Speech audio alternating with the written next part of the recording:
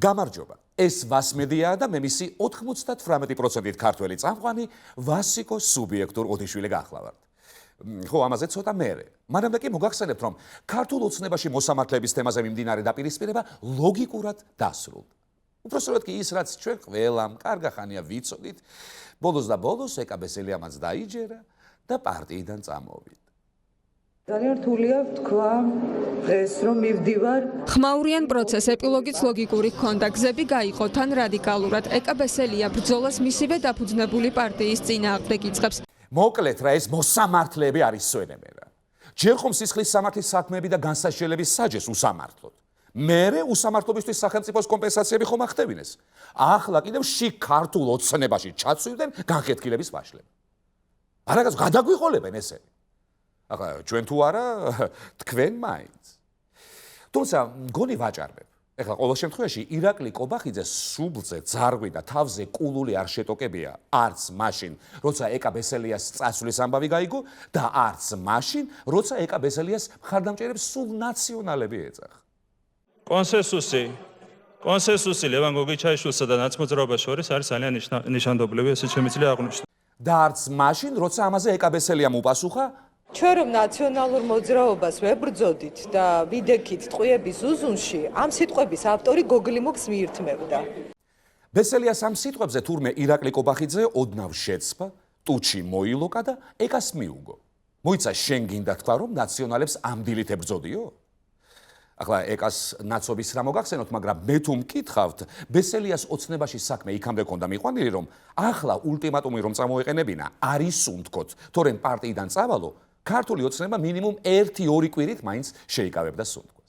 ასე რომ იმედია ეს პოლიტიკური ნაბიჯიც, რომელიმე უცხოურ ციხეში ვინმეს ისე არ გაამწარებს, რომ რაიმე ფარული კადრების გამეორებები გაუშვეს. მით უმეტეს რომ ზემოთ განხილული დანაკარგი ქართული ოცნებისთვის უზარმაზარი დანაკარგი კი არის, მაგრამ არა ერთადერთი. ეკაბესელიას გარდა პარტიიდან ჯერ ლევან გოგიჩაიშვილი წავიდა, შემდეგ კი აი ეს. მიუხედავად იმისა, რომ ღია კონფლიქტი ოცნებაში ეკაბესელიას და ირაკლი კობახიძეს შორის გაჩაღდა დეპუტატი, რომელმაც დაშალა საკონსტიტუციო უმრავლესობა ბექა ნაცვლიშვილი. ასე გამოვიდა, ნაცვლიშვილი იყო 113 წევრი და მისი წასვლით ეს ფაქტი შედგა. ეს გადაწყვეტილება არ უკავშირდება სასამართლოს, ნაცვლიშვილისთვის წყალგამყოფი საპენსიო რეფორმა აღმოჩნდა. უფრო მოკლედ რომ ვთქვათ, არც ისე ცნობილი დეპუტატი ბექა ნაცვლიშვილი ქართული ოცნებიდან გამოვიდა. პარტიას საკონსტიტუციო უმრავლესობა დააკარგინა და ამით ისტორიაში შევიდა. ანუ შეიძლება ითქვას, რომ ბექა ნაცვლიშვილი ქართული ოცნებიდან ისტორიაში გადავიდა. თუმცა ეს ამბავი ალბათ ისტორიასვე დარჩება, რა კი ქართული ოცნებისთვის ბევრი არაფერი შეიცვლება. ხო, ეხლა მმართველმა პარტიამ საკონსტიტუციო უმრავლესობა კი დაკარგა, მაგრამ თვითონ კონსტიტუცია არ დაუკარგავს? ან როგორ დაკარგავდა, როცა მანამდე მოასრო და კომბინიზონივით შემოიჭიმა ტანს. ეხლა როგორც ჩანს, ამით არ მთავრდება ოცნების შლა და ვიღაცები კიდევ აპირებენ გამოვიდნენ ქართულ ოცნებაში გაჩენილი მოზრდილი ხვრელიდან. და ეჭვი მაქვს, არც პარტია ებღაუჭება კალთებზე. რამდენიმე წევრმა ჩვენი პარტიის თავად დატოვა პარტიის შემადგენლობა გუშინ მე პირადად როგორც ამ შემთხვევაში ფრაქციის ხელმძღვანელს განცხადების მომართა ფრაქციის დატოვების შესახებ გედევან ფოფხაძემაც ზოგადად არის ძალიან სამწუხარო, როდესაც პარტიას ტოვებენ ჩვენი კოლეგები, ჩვენი თანაგუნდელები, ჩემი აზრით ეს არის პოლიტიკური შეცდომა. დიდი ამბავი, ახლა ოცნება თუ იშლება. ეგ მე ვიკითხო, ტვინი რომ უნდა ვიჭყლიდო ეხლა, თუ რა არის ეს ყველაფერი. პარტიის წმენდა თუ პარტიიდან წამსვლელების წმენდა, საოცარი დემოკრატია თუ ხელისუფლების ჩამოსვლის დასაწყისი. კარგი თუ წუდი, თუ უბრალოდ ისეთი ვარიანტია, ურმის ბორბალი ფუნაში რომ გაივლის და ორ არათანაბარ ნაწილად გადაჭრის ხოლმე. ის ეხლა თუ გავიხსენებთ, რომ მთელი ეს ამბები მოსამართლეებმა გამოიწვიეს და ირაკლი კობახიძესაც თუ დავუჯერებთ, რომ ადრე ცუდი რაღაცეების მკეთებელი მოსამართლეები ახლა კარგ რაღაცეებს აკეთებენ, გამოდის, რომ ქართული ოცნების დაშლა კარგი რაღაცა არის. ამასთან ისიც ნათქვამია, დაშალე და იბატონეო. თუმცა ამაზე მგონი შეკრიბე და იბატონეც კარგად გამოდიოდა. ნათქვამია არა არის დაფარული, რომელი არ გაცხადდეს 11 წლის შემდეგ. ეს სიბზნეც ალბათ 11 წლის წინათ დაიწერა, რა კი ზუსტად 11 წლის შემდეგ გაცხადდა TBC ბანკისთვის 11 წლის წინადელი საეჭვო ტრანზაქციის ამოქეკვის სახით. პირველი თემა ხაზარაძე ჯაფარიძის საქმეა, რომელზეც პროკურატურამ გამოძიება შარშან-მაისში დაიწყო და მიმდინარე კვირას იმით გაგრძელდა, რომ ეროვნულმა ბანკმა მამუკა ხაზარაძეს და ბადრი ჯაფარიძეს ხელმოწერის უფლება შეუჩერა. TBC ბანკის აქციონერთა კრებას კი ორთვიანივად ამისცა, რათა ბანკის ორი დამფუძნებელი სამეთვალყურეო საბჭოდან გაიწვიოს. საქმე 2007-2008 წლებში განხორციელებულ ტრანზაქციებს ეხება. ჩნდება კითხვა, სად იყვნენ შესაბამისი უწყებები აქამდე და რატომ გაახსენდათ 11 წლის წინანდელი ტრანზაქცია დღეს. აი ნახეთ რა მაგარი პროკურატურა გვყავს. არა, ნახეთ როგორი სერიოზული, კვალიფიციური და სოლიდური პროკურატურა გვყავს. 11 წლის წინანდელი ამბავი არ დაავიწყდა. და არ დამიწყოთ ახლა ისა 11 წლის მერე რაღაც დროს გამოძიების დაწყება იყო და ეგეთი რაღაცა. აბა როდის უნდა დაეწყო? გამწარებული პროკურორი ახლა მორჩა იმ 10 წლიანი იპოთეკური ცეცხლის დაფარვას კაც. ეს TBC კიდევ რო გაიძახის, მაგარი ბანკი ვარ, ლონდონის საფონდო ბირჟაზე გავედი, უპრეცედენტო წარმატებას მივაღწიე, ფაქტობრივად დროს გავუსწარი. ახლა რაღა უკვირს, პროკურატურამ უბრალოდ დაუკონკრეტა რამდენი წლით გაუსწრო დროს. და არც მეტი, არც ნაკლები 11 წლით გაუსწრია. ახლა რაც მთავარია, კანონით პროკურატურას გამოძიების ახლა დაწყების უფლება ჰქონდა. ისევე როგორც ეროვნულ ბანკს ჰქონდა კანონიერი უფლება ბანკის საბჭოდან ხაზარაძის გარიცხვა მოეთხო. კანონის წინაშე კიდევ ყველა თანასწორია. თუმცა ისიც მართალია, რომ ზოგი უფრო თანასწორია. ზოგი კი მხოლოდ 11 წლის განმავლობაშია თანასწორი. ასე რომ არ გვინდა ახლა ზედმეტი ალიაკოთი და ჯობია თვითონ დამფუძნებლებს მოусმინოთ. ჩვენ მზად ვართ დიალოგის რეჟიმში განვაგრძოთ ამ სიტუაციიდან ეროვნულ ბანკთან ერთად გამოსვლის ძიება. რაც შეეხება პროკურატურის გამოძიებას ფულის გათეთრების მუხლით. კატეგორიულად უარყოფთ ასეთი ფაქტის არსებობას. მამუკა ხაზარაძემ თქვა, რომ ანაკლის პორტთან დაკავშირებით რამდენიმე ხელშეკრულების გაფორმება უახლოეს პერიოდში იგეგმება და პროკურატურის განცხადებამ ამ ხელშეკრულებებს გარკვეული პრობლემები შეუქმნა, თუმცა აქვე მამუკა ხაზარაძე დასძენს, რომ სახელმწიფო ამ პროექტს გვერდით უდგას. აჰა ბატონო, რა ალიაკოთი, რის ალიაკოთი? ასეთი სიწყნარე TBC-ს და ანაკლიას მგონი მანამდეც არ უნახავთ, ვიდრე ამ უკანასკნელთან ღრმა წყლის კიდევ უფრო გაღრმავებას დაიწყებთ. და ფულის გათეთრების ამბავი ხა მეც არ მჯერ. იოლი ფული თუ გინდა, რაღა გათეთრებას დაიწყებ, კაცო. ამ ხელა ბანკი გაქვს. ადგები კიდევ გაგვიზრდი სესხის პროცენტს და დარჩენილ ბინებსაც წაგვარდმევ. ვერ ხედავ, კაცო, რამ ხელა ასპარეზია? ნახევარი საქართველო ჯერ კიდევ საკუთარ ბინაში ცხოვრობს. უნამუსოდ. ორი თავი კიდევ ისა აქვს ახლა. ანაკლის სპორტის პროექტი ჩააგდოს გამაგებია. ქვეყანაში ღრმაწყლოვანი პორტის არსებობა ხომ ყველასათვის ესოდენ მნიშვნელოვანია. გაქცევის ერთით მეტი საშუალება გვექნება. როგორც ხალხს, ისევე მთავრობას. გააჩნია როგორ წავა საქმე. ყოველ შემთხვევაში ახლა ფაქტია, რომ საჯარო პრესკონფერენციამ წყნარად ჩაიარა და TBC-ს დამფუძნებლებმა თავისივე ბანკის 7000 თანამშრომელს საიდუმლოდ რა მიწერეს ახლა. რა ჩვენი საქმეა? TBC ბანკის მთავარმა ბანკირებმა 7000 თანამშრომელს სერიალობით უთხრეს ის, რაც გუშინ მედიასთან არ თქვეს. ჩვენ ბიზნეს ისტორიის 29 წლის განმავლობაში ვიმყოფებით უპრეცედენტო შემოტევებისა და წნეხის ქვეშ სახელმწიფო უწყებების მხრიდან. ეს არის ორკესტრირებული თავდასხმა, რომლის მიზანია ჩამოგვაშორონ მე და ბადრი ჩვენს საკუთარ საქმეს, რომელსაც 27 წელი შევწირათ თქვენთან ერთად. ასევე ჩვენ და ბანკს დაგვაბრალონ ყველაზე საშინელი დანაშაული, ფულის გათეთრება და შემდეგ დაეპატრონონ ბანკს. ორკესტრირებული თავდასხმა. ძალიან მახვილგონივრული ტერმინია. იცით რას მაგონებს? აი გაჭირებულ კაცს სესხს 30%-ში რომ მოგცემენ, ყველაფერს რომ გაგაყიდინებენ და მერე გეუბნებიან, რა ვიცი ხა, თუ არ გინდოდა, ვინ გაძალებდა აღებას. თუმცა მე იმის ნამდვილად არ მჯერა, რომ ვიღაც TBC ბანკის დაპატრონებას აპირებს. კარგი, ვინ უნდა დაეპატრონოს? აი ვინ გამაგებინეთ, რომ მიედმოედებით რაღაცებს. ეხლა ვის აქვს ამ ქვეყანაში მაგის თავი, ენერგია და ძალა, რომ მამუკა ხაზარაძე ჩაძიროს? ხო. მოკლედ ეგ არ ვიცი, მაგრამ ის კი ფაქტია, თანამშრომლებისთვის წერილის გაგზავნის შემდეგ TBC-ს ორმა დამფუძნებელმა თვითონ წაიღო წერილი TBC-დან. მე მივხვდი, რომ მიზანი ჩემი დისკრედიტაციაა. იმასაც მივხვდი, რომ აქ ჩვენთან წარმატებას ებრძვიან. მივხვდი, რომ კომპანიის ზრდა საქართველოში ლიმიტი უნდა ჰქონდეს დაწესებული. მე მივიღე გადაწყვეტილება წავიდე ბანკიდან. მე კი მთელ ჩემს ენერგიას ჩვენი ქვეყნისთვის უმნიშვნელოვანეს ანაკლის პროექტის განხორციელებას მიუძღვნი. ხო, მართლა ძალიან რთული ყოფილა ამ საქმეში მტყუან მართალის დადგენა. უკვე მესმის ჩვენი პროკურატურა. რაღაც 11 წელიწადში რას გაიგებდა, როცა აგერ მე 11 წუთია ვცდილობდა, ვერაფერს მივხვდი. ახლა მაქსიმუმ მამუკა ხაზარაძის საქმისაც დაახლოებით იმდენი გავიგე, რამდენიც თავის დროზე ზაზა ოქუაშვილის საქმის. ერთ-ერთი განსხვავებას ხედავ, რომ ოქუაშვილს 4 თითი აჩვენეს და ხაზარაძეს 17. თუ ეგ თითები თვითონ ხაზარაძე მაჩვენა იქით, თუ მოკლედ ეგეც ვერ გავიგე. ანარას გაიგებ, კაცო, როცა გასაგებად არც ხაზარაძე ამბობს რამეს და არც პროკურატურა. არა და იქნება გამეგო, ცოტა გასაგებად რომ ეთქვათ. მაგალითად ასე, ხშირად ბიზნესმენები პოლიტიკოსებთან გარიგებებზე მიდიან ხოლმე. მე ამას და ამას დაგიფინანსებ, შენ კი ჩემს ბიზნეს მაქინაციებზე დახუჭე თვალიო. და ასეც ხდება. მოკლედ მანამდე ვიდრე მათი ინტერესები ემთხვევა, მაგრამ მე ბუნება თავის აშრება. ბიზნეს კიდევ მეტი შემოსავალი უნდა, პოლიტიკას კიდევ მეტი ძალაუფლება. ეს პატარა სამყარო კიდევ ამხელა ამბიციებს ვერ იტევს და მიდის ბრძოლა, რომელშიც უფრო ძლიერები გადარჩები. რასიზმ ასეთია მატერიალური სამყაროს კანონები. და თუ გინდა რომ ის შენზე არ გავრცელდეს, მხოლოდ არამატერიალური ამბიციები უნდა გქონდეს. გიორგი კვირიკაშვილივით.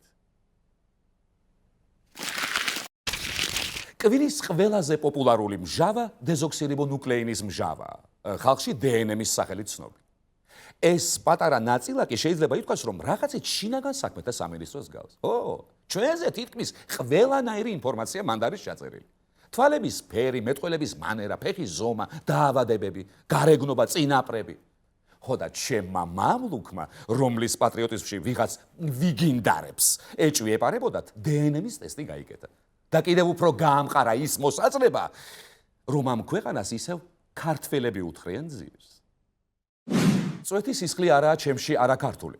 ცნობის მოყარეობა მძლია და გავიარე ამერიკაში ძალიან პოპულარული გენეტიკური ტესტი. თითქმის 99%-ით ქართველი აღმოჩნდი და 1%-ით ბერძენი. ეს ტესტი ზუსტად განსაზღვრავს შენი წინაპრების წარმომავლობას მინიმუმ ბოლო 1000 წლის განმავლობაში. აი, ჭკვიანი კაცი, იცის რა უნდა შეიმოწმოს. აბა ფსიქოს ასაღებად რატომ არ მივიდა? ეხლა ხო გაიგეთ რომ წვეთის სისხლი არ არის, მასში არაქართული. ისე ჩემო პირმშვენიერო მახსოვს ისეთებს ჩადიოდი, მართლა არ იყო შენში წვეთის სისხლი. თუმცა შენ ქართველობაში ეჭვი არასდროს შემპარვია. მაგრამ აი ის ბერძენი ეხა საიდან გამოხდა, ჰა? მივხვდი კაცო. ეგ 1% იაზონის იქნება 100%-იანი, ხო? თურმე ამერიკელი მკვლევარები გაოგნებული ყოფილან, კაცო, ასეთი უნიკალური გენეტიკის ადამიანი არც ერთ ცხოვრებაში არ გვინახავს და სულ ცრემლებად იღვრებოდნენ, როდესაც ჩემი მამლუქის ტესტის პასუხები ნახეს, ხო? თუ შეიძლება მიჩვენეთ ჩემი მამლუქის ანალიზით მოგრილი ემოციები და მიღვარვარეთ ამერიკელი სამედიცინო მკვლევარების ცრემლები. მიდით.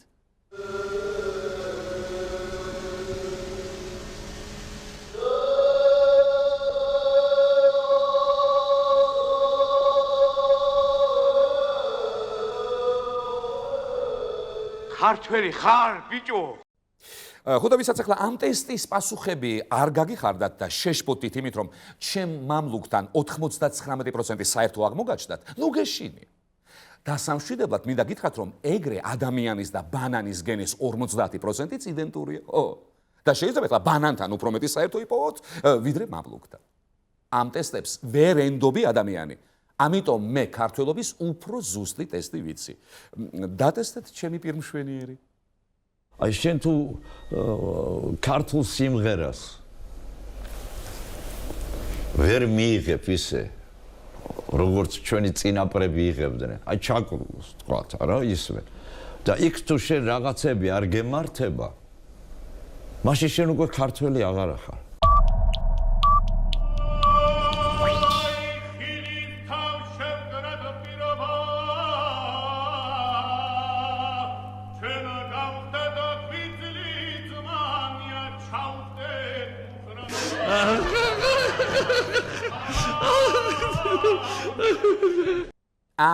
ნახეთ რეები ემართება. ახლა სიტყვით არაა ქართველიო. ის არის ყველაზე დიდი ქართველი და თურმე ბერძენიც. ხო და ახლა სწორედ საბერძნეთისკენ დაიზრება მამლუქი და შეეცდება მეორე სამშობლო იხსნას ალექსის ციპრასის რეჟიმისგან. თან გარდა მაგის ახლა რუსეთსაც არ აწმენდა 1-2 კუნძული ხმელთაშუა ზღვაში. საბერძნეთის ხსენებაზე ეთყობა ჩემი ევროპული გენი გააქტიურდა და მეუბნება რომ ეროვნულობაზე აპელირება შოვინიზმის და ფაშიზმის ელემენტებს შეიცავს. გაეციათი საკადრიცი პასუხი ამ ჩემს თავხედგენს გაეცი. ვამბობ რომ ქართველი ვარ და მიხარიეს ეს სურათს არნიშნავს ფაშიზმს. საქმეს მიხედეთ საქმეს და ნუ იქნებით ივანიშვილის სასარგებლო იდიოტები. აი ეგარე რა. ჩაიგდე რა ხმაშე ივანიშვილის სასარგებლო იდიოტო. ჩაიგდე რა. ისე კაცო ეს რა გვაკადრა ამ ჩემის მამულიშვილმა. არ მჯერა რა ასეთ უზრდელობას ქართველი არ იკადრებდა და ეთყობა ისა იმ ბერძენმა წამოაყევდა რა ჩაცხო ერთი მაგას თავში. ხო და ეგრე იდიოტებად რომ გთვლიდი და გთვლი შენს 99% ქართულს 9 წელია კი ვეუბნები და ახლა მაგ 1% ბერძნულსაც გავაგონე. იმანასუ ინე პროსტაკისა ინე კაბიშა. არა არ გეწყინოს კაცო ასე ვიცით 98%-იანმა ქართველებმა. რა თუ მაინც გეწყინა და რაცი ერთი კაი ჰიმნი მინდა რომ გაჩუქო მაშინ რომ შემირიგდ. იცი რა დავარქვი? მიშა ქართველია. ნაღდი პანკია. წინაპრები ქართველი ვარ მემცეთი საგარიდანა მათი ცოცხალი ძეგლი ვარ ვახტაგამები ზღვარიდანა აი დააკავდება შენს ახალ საარჩევნო პროგრამას რა. თანაც ახლა როგორც ვატყობ, სწორება ახლა უფრო ეროვნულზე გაქვს და 17 მაისს ამსტერდამის გეი აღლუმზე ქართული მარშით რო ჩაივლი, ეს 1-2 დუდუკიც იქონია რომ დაამღერო რა. რა მაგარი იქნება წარმოიდგინე? იქით პომპონჩიკიანი ისინი LGBT-ები, აქეთ ამხედრებული ქართული გენის მარში და დუდუკებით აი წინაპრებით ქართველი ვარ, მე მცხეთი საკარიდანა მათი ცოცხალი ძეგლი ვარ ვახტანგ მეფის გვარიდანა. აი მერე ნახე შენ რამდენი ხმა დააგრო და თუ დანარჩენ პატრიოტებთანაც შეხვალ ალიანსში ხო საერთოდ კაცო იცი რამდენი შოვინისტი ვარ ქვეყანაში? იცი? ხო მეც არა თქვი კაცო რა დნმ-ის ტესტები აუტყდა მეთქი. მაშინ აბა ყველაფერი გასაგები. არსებობს მთები, რომლებიც არასდროს ექცევიან ყურადღების ცენტრში და შესაბამისად არც მე ვაპირებ ამ მთებზე ლაპარაკს. სამაგიეროდ ვილაპარაკებ იმ მთაზე, რომელიც მუდმივად აქტუალურია. მასზე გაკეთებული უცნაური განცხადებებით და კიდევ უფრო უცნაური გასამართი ღონისძიებებით. თაწმინდის რაიონის გამგეობა დედის დღესთან დაკავშირებით უბანში მცხოვრები ავტოტრანსპორტის მოყვარული მრავალშვენიანი დედებისთვის რბოლის მოწყობას გეკმავს. 14,000 ლარის ტენდერის სახელმწიფო შესყიდვების სააგენტოს საიტზეა განთავსებული. მრავალშვილიანი დედების რბოლ 14,000 ლარიანი ტენდერი. ძალიან მინდა ვიფიქრო, რომ თაწმინდის რაიონში ყველა მრავალშვილიან დედას აქვს უკვე შვილების აღზრდისა და განათლებისთვის ყველა საჭირო პირობა და თვითონაც კარგად ცხოვრობენ. მაგრამ რატომღაც მარტო ის მეფიქრება, რომ უბრალოდ ამ რაიონის გამგეობაში ვიღაც სულ სწორედ ამ ავიფიქრების განსადევნად და ჩემს გადასარწმუნებლად მთაწმინდაზე გაექანა ჩემი კორესპონდენტი ირაკლი, რომელიც ახლა პირდაპირ ეთერში ჩაგვერდება. ირაკლი, მართალია ის ყველაფერი, რაც რამდენიმე წამის წინ წავიკითხე. მითხარი, რომ უბრალოდ ხუმრობაა და დაბრუნდი უკან, მან არ გამიცივდე შენ. არა, ვასიკო, რას ამბობ, რა ხუმრობა? აქ ძალიან სერიოზული მზადება მიმდინარეობს ღონისძიებისთვის. სად დავბრუნდე, რას ლაპარაკობ, ძლივს გაეცა პასუხის საუკუნოვან კითხვას, რა სურთ ქალებს? და რა სულ? რა და ავტორბოლა. რა ავტორბოლა ბიჭო? შენს გაგაგიჟეს მან ხო? გამაგმირე ხა როგორი სანახავია მთაწმინდის დაღმართზე გატანჯული დედა რომ მიქრის და უკან 5 აბღავლებული ბავშვი მოსდევს. დე სადგარბი ხარ და თუნამ კიდე ჩაიჯვაო. ბიჭო მაგარია მაგარია გინახავს სადმე მსგავსი ექსტრემალური რბოლა? ან გინახავს სადმე ეგეთი დედები? ეგ კი არა აგერ ესეც ჩართულია ღონისძიების ამბებში, ნახე? ბაეშვი კაცო მაიმუნობას რა. შენ ის მითხარი კაცო მაგ აბსურდში მართლა თუ მონაწილეობს ვინმე ცნობილი ქალი. კი როგორ არა, მაგალითად აი ის სომეხი ძალოსანი კაცი ცდილობდა მრავალშვილიან მთაწმინდელ დედად თავის გასაღებას, მაგრამ ახაც გაშიფეს. და კიდევ ერთი, აი თავარი მონაწილე, თავარი ტურნირის თავარი ფავორიტი. რას ციკლები კაცო, რას გავხარ? დაბრუნდი დროზე ერთი. სანდა დაბრუნდა მე კაცი არ ვარ მე ვარ მრავალშვილიანი ქართველი დედა და მონაწილეობა რომ ნახო შენ რეჟისორი და აგერ ოპერატორი გიშვილეთ მოდი რა მიშვილე რებს მოდა ბიჭო ჩამოდი მაქედან დროზე ან გაეშვის საერთოდ კაც რა მოიცა რაო აღარ იმართება ეგ რბოლა ჩაიშალა თაცმიდის რაიონის გამგეობამ დედის დღესთან დაკავშირებით მრავალშვილიანი დედებისთვის ავტორბოლის მოსაწყობად გამოცხადებული ტენდერი შეწყვიტა. როგორც სახელმწიფო შესყიდვის სატენდერო კომისიის ოქროშია განმარტებული, ტენდერის შეწყვეტის მიზეზი ის გახდა, რომ ღონისძიებაში მონაწილეობის სურვილი თაცმიდის რაიონში მცხოვრებმა არა მრავალშვილიანმა ქალბატონებმაც გამოთქვეს. აჰა, ხო გესმის, ჩაიშალა ეგ ტენდერი, დაბრუნდი უკან მილიონი საქმე გაქვს გასაკეთებელი. მოდი კაც. აუ, შეწყვეტა ტენდერი მართლა. არა უშავს, მე მაინც არ ჩამოვალ. დიახ, არ ჩამოვალ. ამაზე არ შეჩერებულა თაცმიდის გამგეობა და აგერ 9 მაისში მოდის და მეორე მსოფლიო ომის მონაწილეებს ჩემპიონად გვიტარებენ წინაობაში. გაგიშ და ისე რა ჩამოიყვანეთ მოკლას ან გაჭყეთ ვიღაცას. დაგეჭიდოთ უყურეთ პრობლემა. ებიჭო მე მაინც გამიშვის მე ავალ მაგას ვერ გააჩერებ თქვენ. წავედი სანამ დაუხოცავს ის ჰიტლერს გადარჩენილი ხალხი. მომავალ შაბათამდე გემშვიდობებით. აქ ვასმედია.